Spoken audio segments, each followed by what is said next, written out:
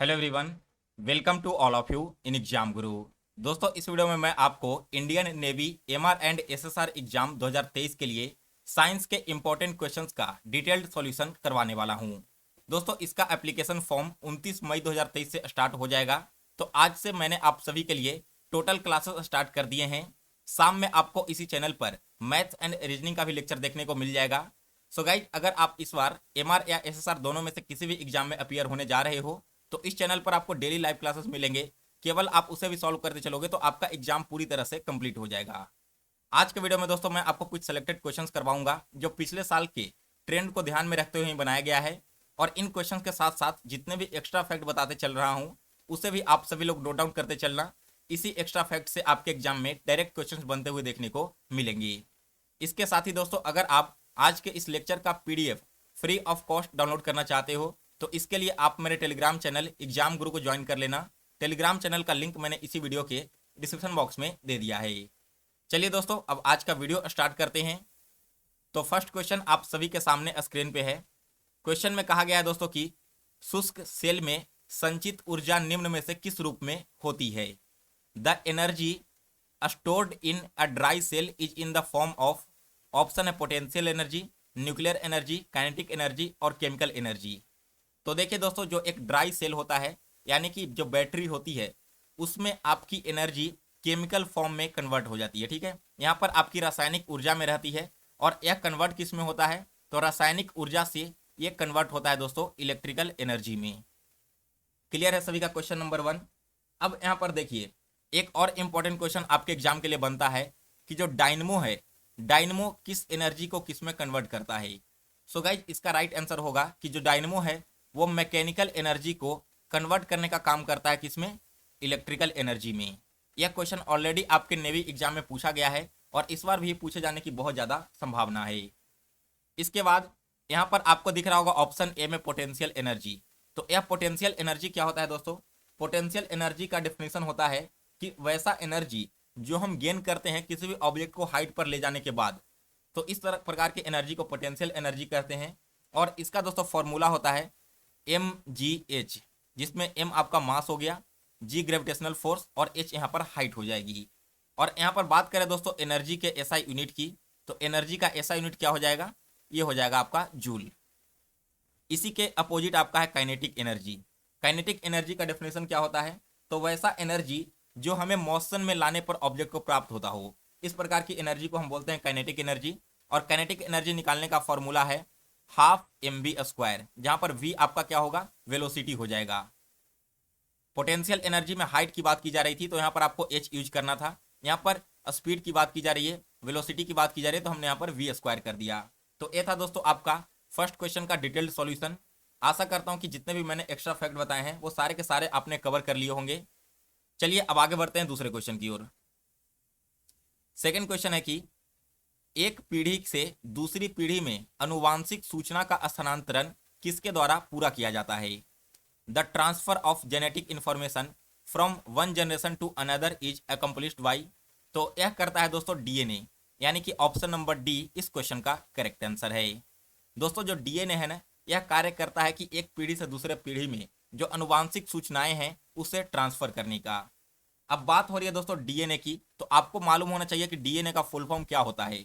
दोस्तों, डीएनए का full form है डीऑक्सी राइबो न्यूक्लिक एसिड। ठीक है, उसी प्रकार से जो आरएनए है, आरएनए का फॉर्मूला क्या होता है? आरएनए का फुल फॉर्म है दोस्तों राइबो न्यूक्लिक एसिड। इसमें से डीऑक्सी को केवल हटा दोगे तो वो आपका आरएनए का फॉर्मूला हो जाएगा। इसके बाद अगला क्वेश्चन है, दूध से दही जमाने में कौन सी जीवाणु काम आते हैं? Which bacteria are used to make curd from the milk? दोस्तों, इसके लिए बैक्टीरिया का यूज किया जाता है लैक्टोबैसिलस बैक्टीरिया। दैट मीन्स कि ऑप्शन नंबर ए इस क्वेश्चन का करेक्ट आंसर है। एक और इंपॉर्टेंट क्वेश्चन यहां पर पूछा जाता है दोस्तों कि आपके जो मिल्क है अगर ये कन्वर्ट हो जाता है किसमें? कर्ड में। ठीक है, यानी कि दूध से अगर आप दही बनाते हो तो एक किस प्रकार का चेंज है? फिजिकल चेंज है या फिर केमिकल चेंज है? तो दोस्तों यहाँ पर मिल्क से कर्ड में कन्वर्जन जो होगा ये आपका केमिकल चेंज के अंतर्गत आ जाएगा, क्योंकि इसमें मिल्क का जो केमिकल कंपोजिशन है ना वो लैक्टोबैसिलस बैक्टीरिया के कारण से कन्वर्ट हो जाता है और ये वापस मिल्क नहीं बन सकता। इसी वजह से हम इसे केमिकल चेंज के अंदर में रखेंगे।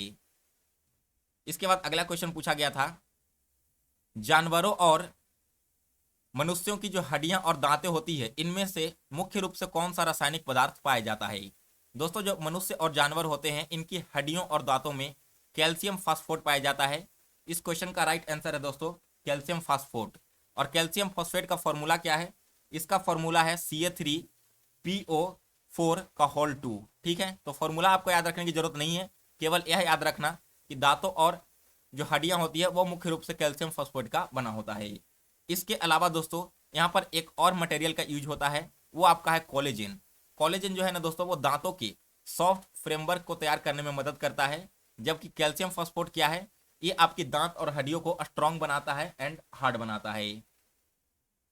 एक बहुत ही इंपॉर्टेंट क्वेश्चन यहाँ पर आपसे एग्जाम में पूछा जा सकता है, वो है इनेमल के बारे में। अगर आपसे क्वेश्चन पूछा जाए कि मनुष्य के शरीर में सबसे हार्डेस्ट पार्ट कौन सा है, तो ये है दोस्तों आपका इनेमल, जो कि एक दांत का टाइप है। और यह जो इनेमल है ना, वो आपकी हड्डियों से भी ज्यादा मजबूत होता है। तो क्लियर है क्वेश्चन नंबर 5 तक।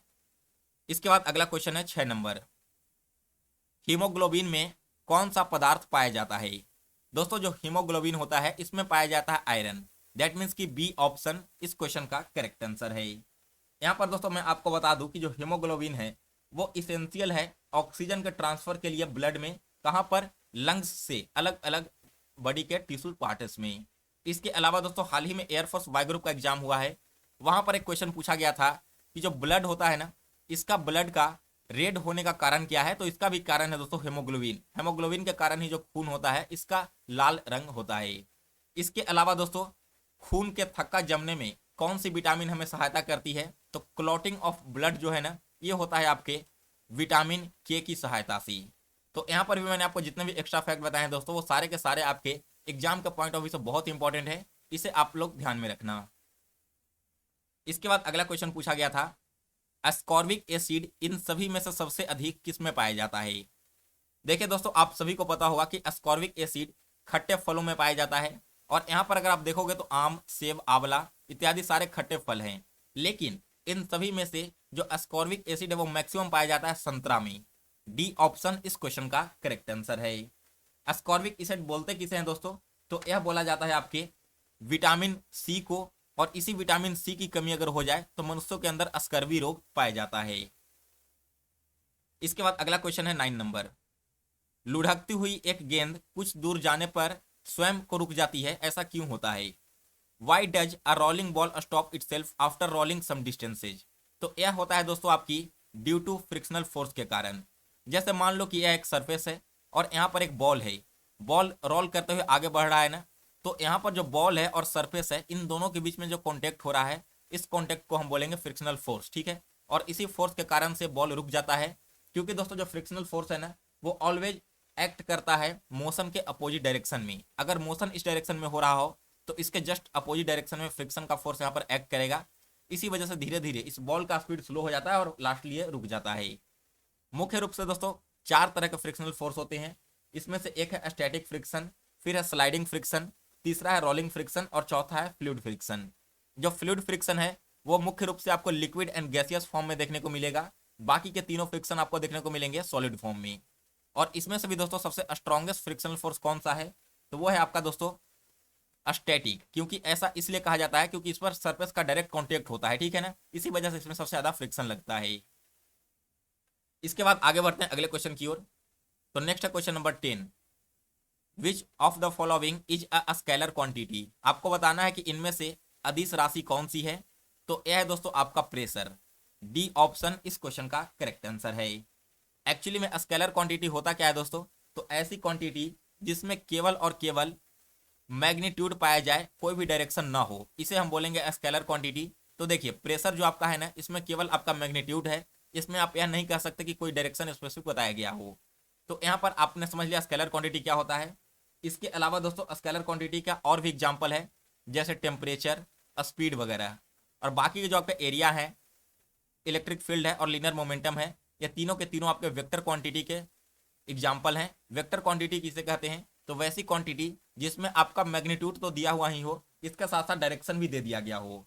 जैसे मैं और एग्जाम्पल बताऊं तो इसमें आपके 2 एग्जाम्पल हो जाएंगे वेक्टर क्वांटिटी के, एक है आपका एक्सेलरेशन और दूसरा एग्जाम्पल है आपका वेलोसिटी। इसके बाद अगला क्वेश्चन है 11 number, what is the unit of light year. जो आपका प्रकाश वर्ष होता है ना, यह किसका यूनिट है? तो यह यूनिट है दोस्तों डिस्टेंस का। ऑप्शन नंबर ए इस क्वेश्चन का करेक्ट आंसर है। एक्चुअली में दोस्तों लाइट ईयर का यूज किया जाता है एस्ट्रोनॉमिकल डिस्टेंस को फाइंड करने के लिए। अगला क्वेश्चन है 12 नंबर, द्रव की बूंद की आकृति गोलाकार होने का कारण क्या है? The reason why the shape of a liquid drop is spherical is. इसी क्वेश्चन को दोस्तों थोड़ा सा घुमा करके आपके एग्जाम में पिछला बार पूछा गया था कि जो बारिश की बूंदें होती है ना, वो स्फेरिकल फॉर्म में क्यों होती है? तो इसका मेन रीजन है दोस्तों पृष्ठ तनाव, जिसे आप इंग्लिश में बोलते हो सरफेस टेंशन। एक्चुअली में इसके पीछे का मैं आपको प्रिंसिपल समझा देता हूं दोस्तों, कि सरफेस टेंशन के कारण से जो आपका लिक्विड है ना, वो ट्राई करता है अपने एरिया को मिनिमाइज करने का, ठीक है ना।